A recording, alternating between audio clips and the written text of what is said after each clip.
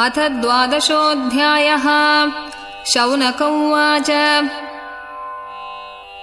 अश्वत्थाम्नोपसृष्टेन ब्रह्मशीर्ष्णोरुतेजसा उत्तराया हतो गर्भ ईशेना जीवितः पुनः। तस्य जन्म महाबुद्धेः कर्माणि च महात्मनः निधनं च यथैवासीत् सप्रेत्य गतवान् यथा। तदिदं श्रोतुमिच्छामो गदितुं यदि मन्यसे ब्रूहि नः श्रद्दधानानां यस्य ज्ञानम् अदार्च्छुकः। सूत उवाच अपीपलद्धर्मराजः पितृवद् रञ्जयन् प्रजाः निःस्पृहः सर्वकामेभ्यः कृष्णपादाब्जसेवया। सम्पदः क्रतवो लोका महिषी भ्रातरो मही जम्बूद्वीपाधिपत्यम् च यशश्च त्रिदिवं गतम्। किं ते कामासुरस्पार्हा मुकुन्दमनसोद्विजाः अधिजह्रुर्मुदं राज्ञः क्षुधितस्य यथेतरे। मातुर्गर्भगतो वीरः स तदा भृगुनन्दन ददर्श पुरुषं कञ्चित् दह्यमानोऽस्त्रतेजसा।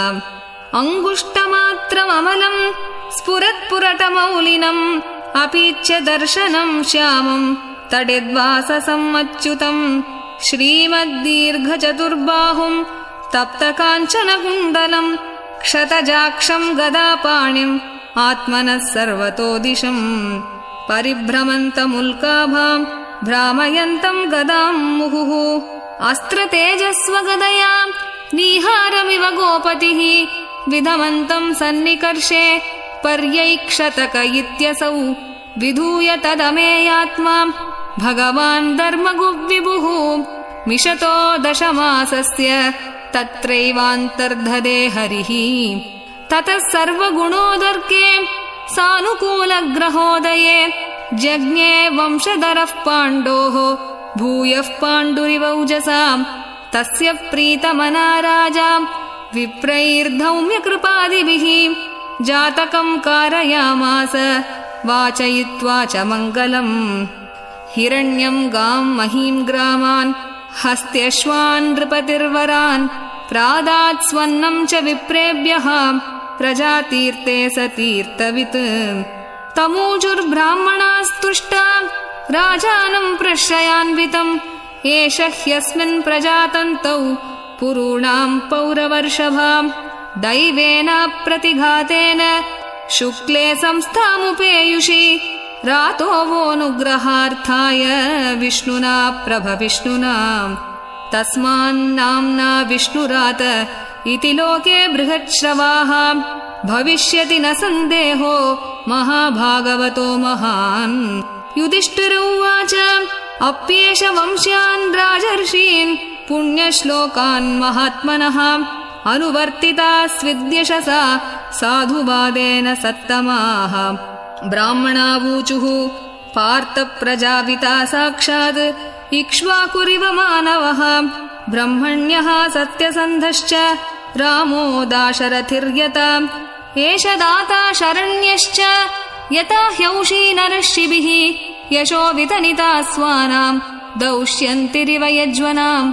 धन्विनाम् अग्रणीरेश तुल्यश्चार्जुनयोर्द्वयोः हुताश इव दुर्धर्षः समुद्र इव दुस्तरः। मृगेन्द्र इव विक्रान्तो निषेव्यो हिमवानिव तितिक्षुर्वसुधेवासौ सहिष्णुः पितराविव। पितामह समस्साम्ये प्रसादे गिरिशोपमः आश्रयः सर्वभूतानां यथा देवो रमाश्रयः। सर्वसद्गुणमाहात्म्ये एष कृष्णमनुव्रतः रन्ति देवैवोदारो ययातिरिव धार्मिकः। धृत्या बलिसमः कृष्णे प्रह्लाद इव सद्ग्रहः आहर्तैषोऽश्वमेधानां वृद्धानां पर्युपासकः। राजर्षीणां जनयिता शास्ता चोत्पतगामिनां निग्रहीता कलेरेश भुवो धर्मस्य कारणात्। तक्षकाद् आत्मनो मृत्युं द्विजपुत्रोपसर्जितात् प्रपत्स्यत उपश्रुत्य मुक्तसङ्गः पदं हरेः जिज्ञासितात्मयाथात्म्यो मुनेर्व्याससुतादसौ हित्वेदं नृपगङ्गायां यास्यति अद्धा कुतो भयम् इति राज्ञ उपादिश्य विप्राजातककोविदाः लब्धापचितयः सर्वे प्रतिजग्मुस्वकान् गृहान् स एष लोके विख्यातः परीक्षिदिति यत्प्रभुः गर्भे दृष्टमनुध्यायन् परीक्षेत नरेष्विह स राजपुत्रो ववृधे आशुशुक्लैवोडुपः आपूर्यमाणः पितृभिः काष्ठाभिरिव सोन्वहम् यक्ष्यमाणोऽश्वमेधेन ज्ञातिद्रोहजिहासया राजालब्धधनो दध्यौ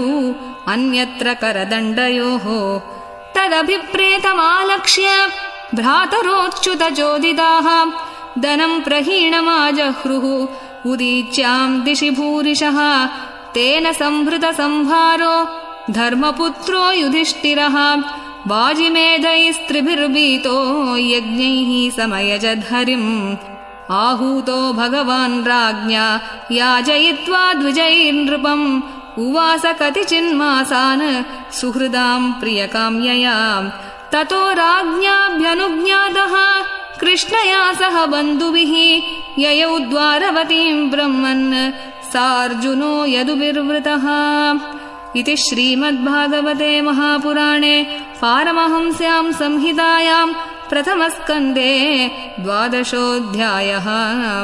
श्रीहरये नमः। श्रीहरये नमः। श्रीहरये नमः। गोपिका जीवनस्मरणं गोविन्द गोविन्द। सद्गुरुनाथ महाराज की जय।